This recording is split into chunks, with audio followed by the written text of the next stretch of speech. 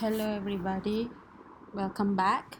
Today we're gonna learn chapter 7, which is agent. So, what is an agent? The definition of an agent here you can see is anything that perceiving its environment through sensors and acting upon that environment through actuators. But in a simple word, to understand this, we can say whatever that have information that can transfer the information, we can call it as agent.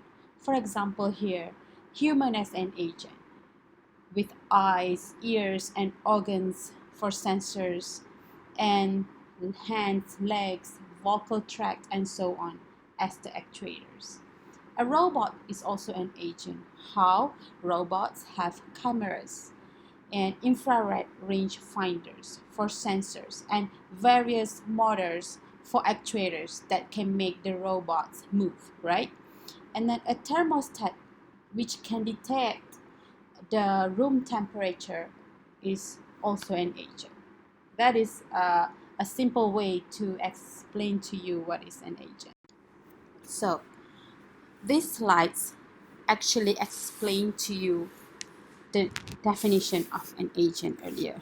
As you can recall from the previous slides, what is an agent?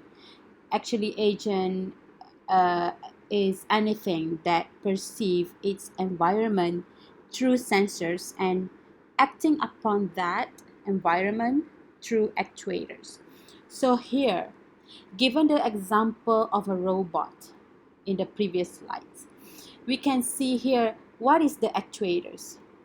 Okay, what is the environment and what is the actions, and how here how the informations that the robot capture and through the sensors, and how the actuators will react upon whatever information that the robots have from the act upon the environment, if you get it. So, in a simple words, we want to say that agents is like the middle person to transfer the information. For example, human, we have brain, right, to transfer the informations, and the actuators for human is legs and hands and eyes, and then we act upon it. We act upon the environment based on those information that we get. This is the diagram of an agent. It shows how agents interact with environments through sensors and actuators. So, in this big rectangle, it shows agents, right? So, what is in agent? Sensors and the actuators. The sensors and the actuators will actually interact with the environment through these two elements, which is sensors and actuators.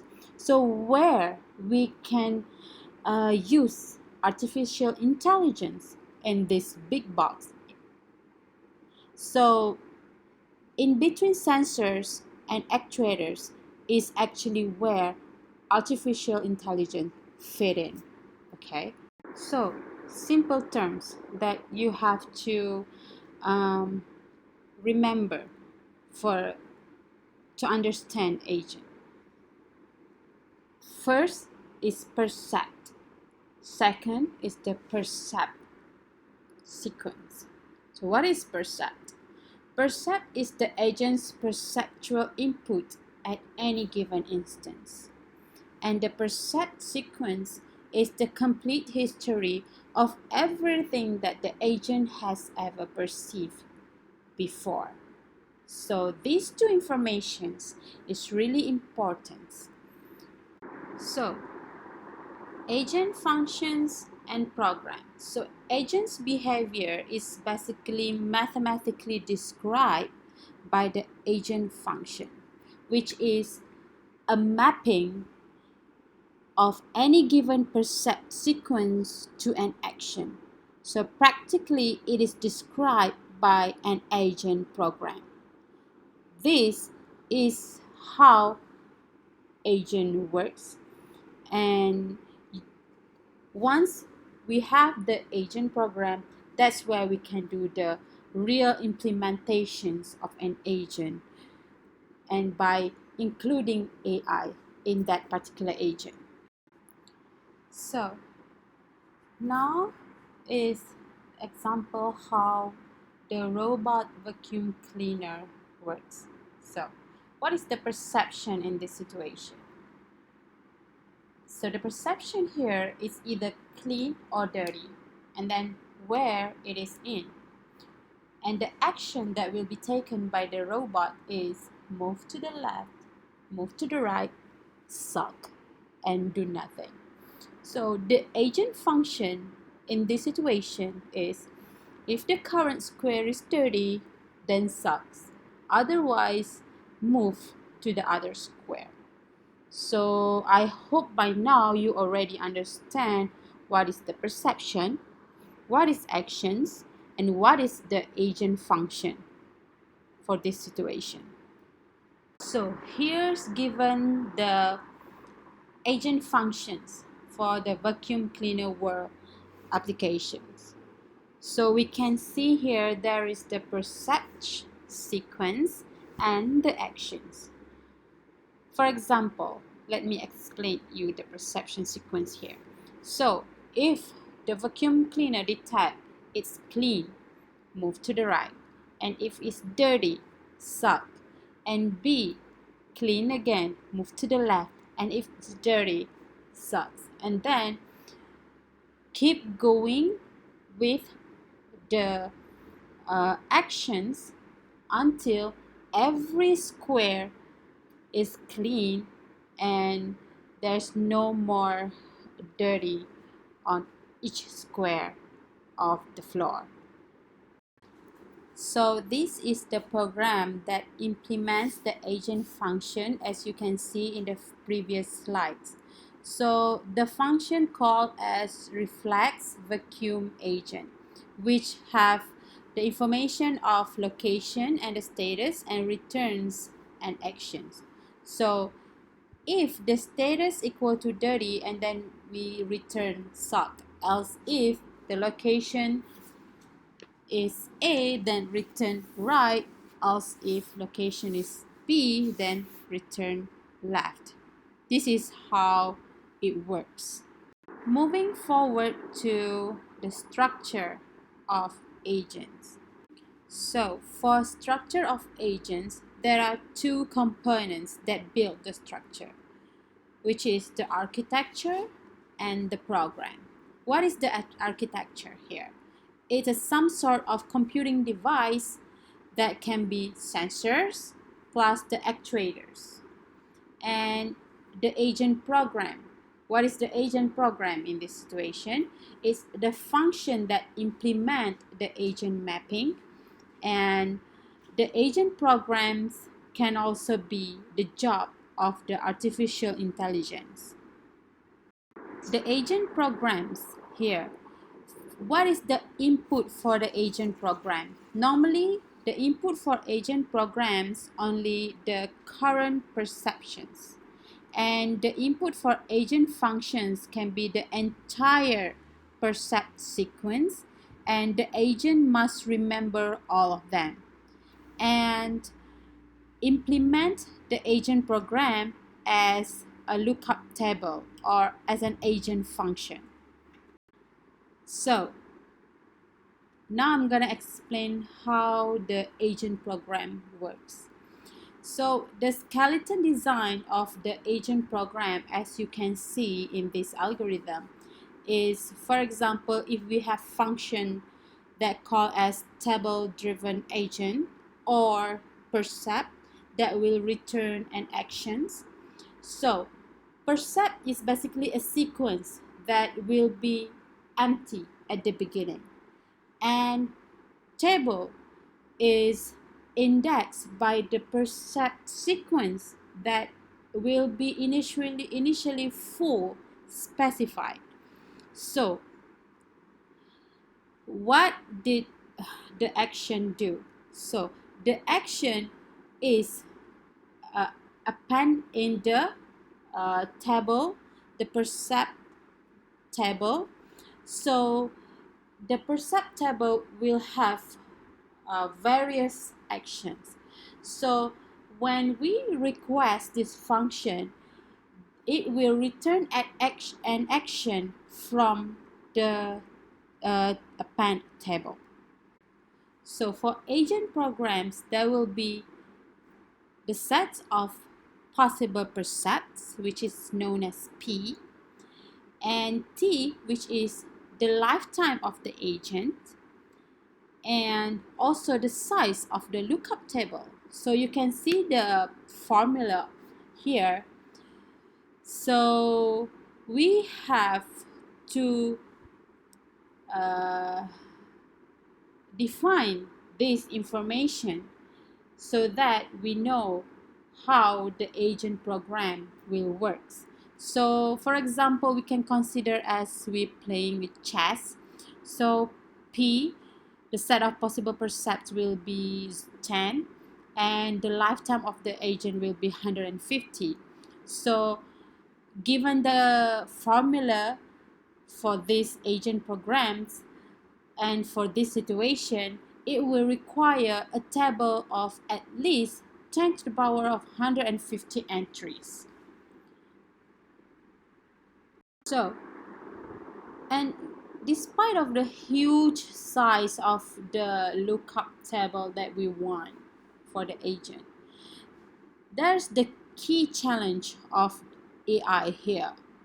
It's to find out how to write a program to the extent possible that will produce a rational behavior and from a small amount of code rather than a large amount of table entries.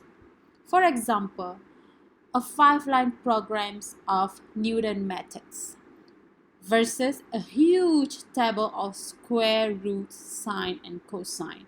Of course, we want a simple program as possible to make sure that the programs work.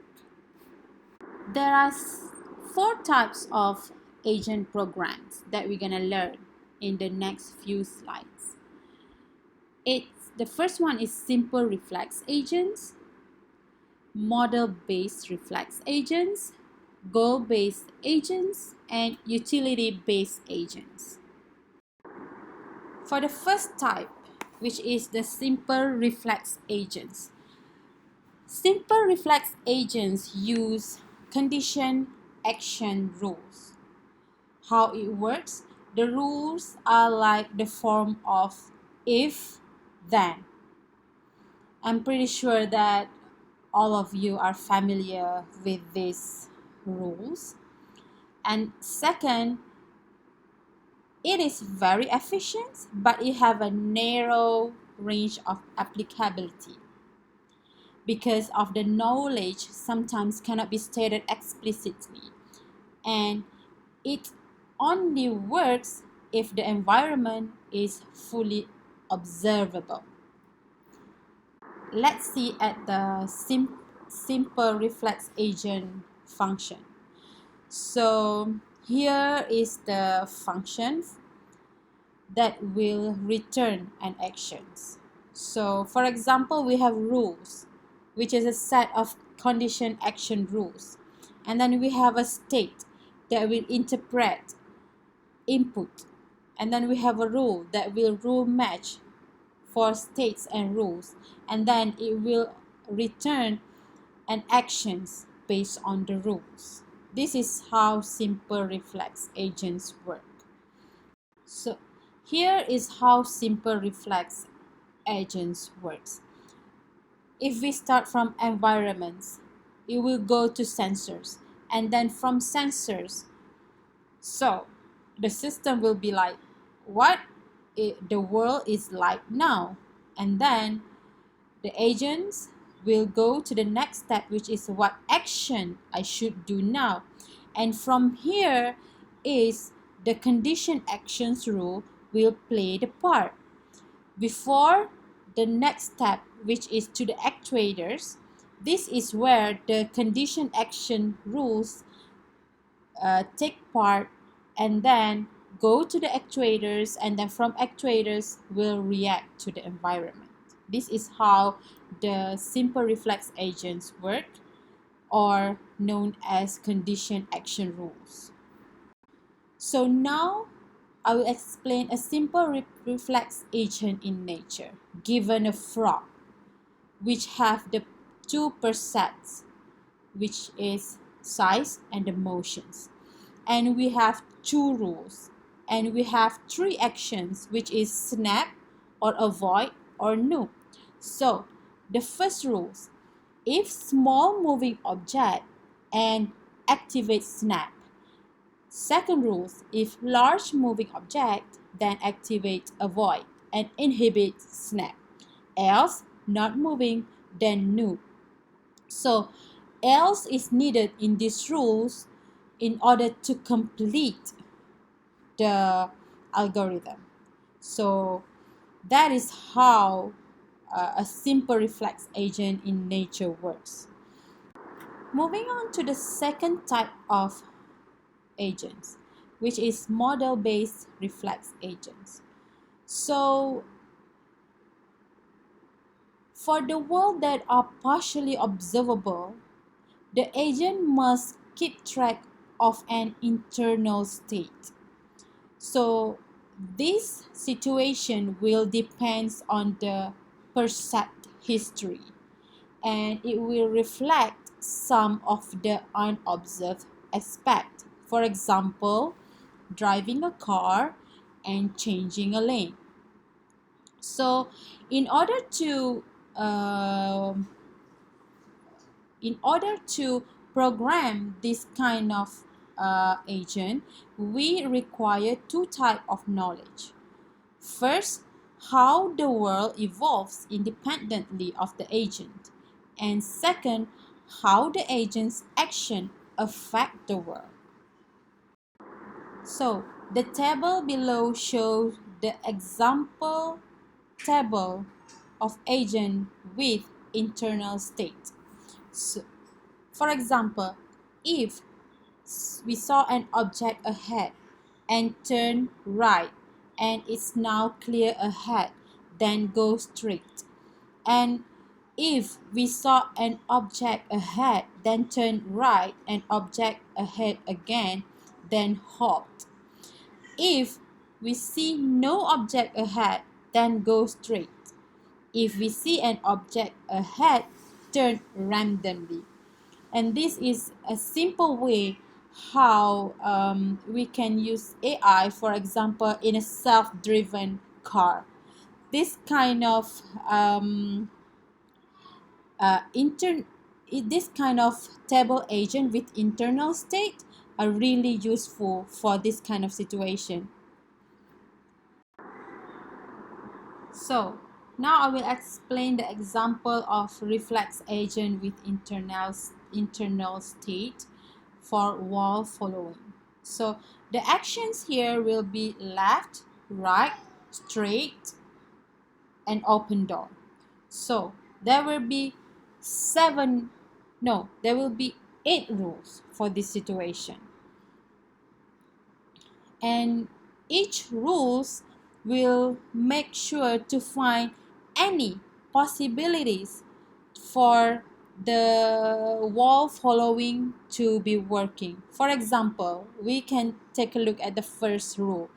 If open, we move to the left, and if open, move to the right, and open straight, then choose randomly between right and left. And second rule, if the wall on the left and opened on the right, open on the straight, and then go straight.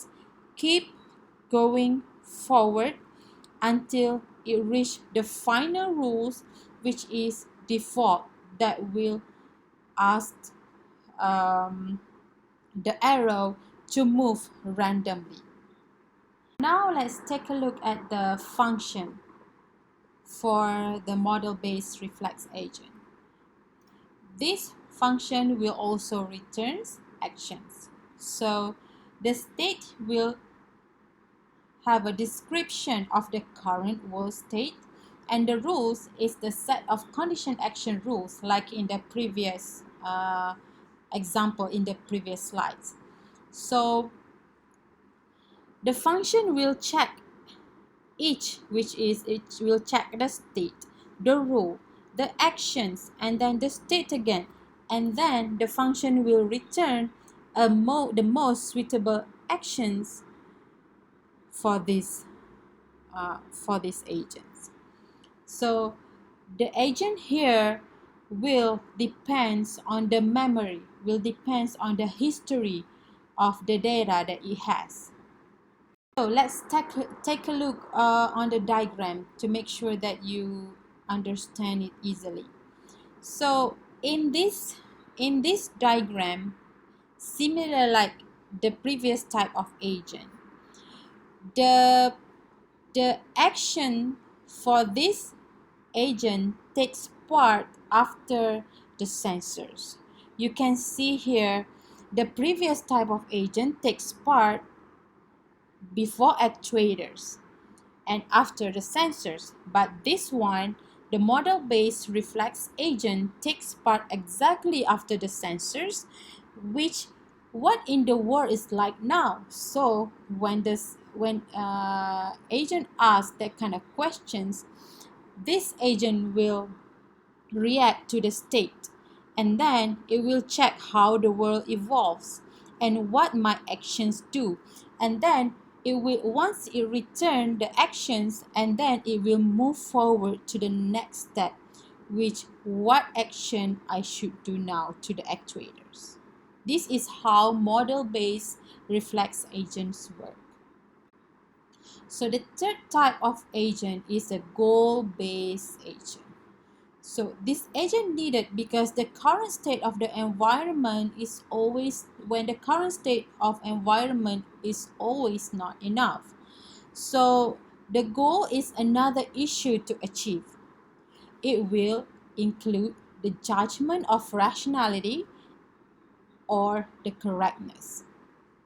So once the action chosen, we will have the goals, but based on what we will choose it. So it will be based on the current state and the current percept. So we can see that this kind of agent is a little bit complicated compared to the previous two agents. So let's move forward. So the goal-based agents are less efficient because it's a little bit complicated, but it is more flexible given a different task, a different goals. And for the search and planning, for example, we want to use this in a two other subfield of AI. This agent will be really useful, especially to find out the action sequence to achieve the goal, and it will be really useful. So where this agent take place in this diagram? This agent take place after the model-based reflex agent. So here, after the sensor, after the model-based already decide what actions should agent take, this third, the goal-based agent will interpret the process with how the world evolved and what my action do. It will make sure these two information it will be used in deciding what kind of action to be taken by the agent before the information submitted to the actuators. So it makes the process kind of more complicated, not as straightforward as the previous two types of agent. And the last type of agent that I'm going to introduce to you is the utility-based agent. So goals alone are not enough to generate high quality behavior. We need utility. For example, meals in the canteen. Is it good or not good? So, in order to take those action sequences, we need the goals, right?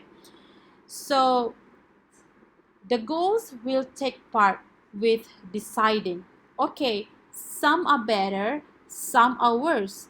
So if goal means success, then the utility means the degree of the success, how successful it is.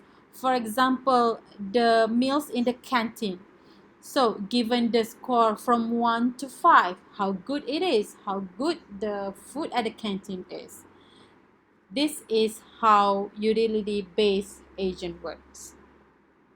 So this diagram shows how and where utility-based agent take part. So I'm pretty sure by this time you're already familiar with this diagram. So basically the utility-based agent take part right after the model-based and before actuators. So these steps will make sure how satisfied or how happy I will be in such a state.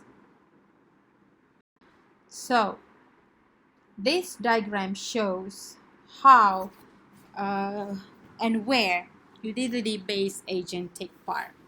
So I'm pretty sure by this time you're already familiar with this diagram. So basically the utility-based agent take part right after the model-based and before actuators. So these steps will make sure how satisfied or how happy I will be in such a state. Example, if state A has higher utility, if state A is more preference than others, therefore state A will be chosen, like have the high possibility to be chosen. So the utility here will the utility function will map a state onto a real number, and it will also show the degrees of the success of a particular state. So basically utility agent has several advantages. First, when there's conflicting goals, this is when utility-based agent will be really helpful, because only some goals but not all can be achieved, and this utility describes the appropriate trade-off to make sure it is successful enough. Second situation is when there are several goals. So utility-based agents will take part by providing a way for decision making, because none of them are achieved certainly if there are several goals involved. So once we program the agent, the question is, can it work immediately? No, of course it's not. It needs some teaching, it needs some information. So in artificial intelligence world, once an agent is done, we teach it by giving a set of examples. And after we give it a set of examples, we will test it using another set of examples. And then, given these sets of examples, the agent will learn, and then we can call the agent as a learning agent. That is how it works. So for learning agent, there will be 4 conceptual components. First is the learning elements. Second is the performance elements. Third is the critics. Fourth is the problem generators. So for the learning elements, we needed to make sure that the agents are making improvements based on those examples. We want to make sure that the agents improving and learning new informations. That's how AI works, right? We want to improve it. And the performance element, where it will select the external actions. And the critics, it will tell the learning element how well the agent is doing with respect to fixed performance standard.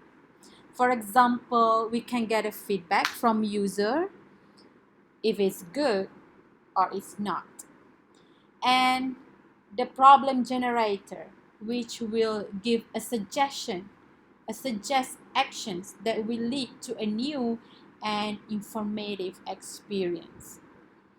This is main components of the learning agents. In this diagram, it shows you how learning agents work. So basically, there will be 4 component that I mentioned in the previous slides, which is the critics, learning elements, problem generator, and the performance element. So what the agent will do, it will set the performance standard, and then it will give the critics and get a feedback from user. And then here, where the learning element take place, the learning element will decide whether they achieve the goal or not. And then it will either change the performance element, give a new knowledge to the learning elements, and then the problem generator will pass the information to the performance element and make sure that the actions are already satisfied the previous steps. And then last one, the actuators will take place. So these 4 components of learning agents are really important in order to make sure that the learning process is working well and give a better performance every time. So that's it for chapter 7.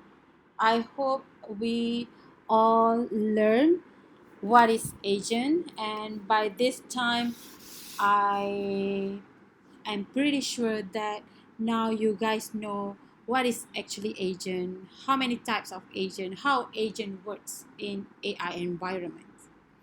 Thank you.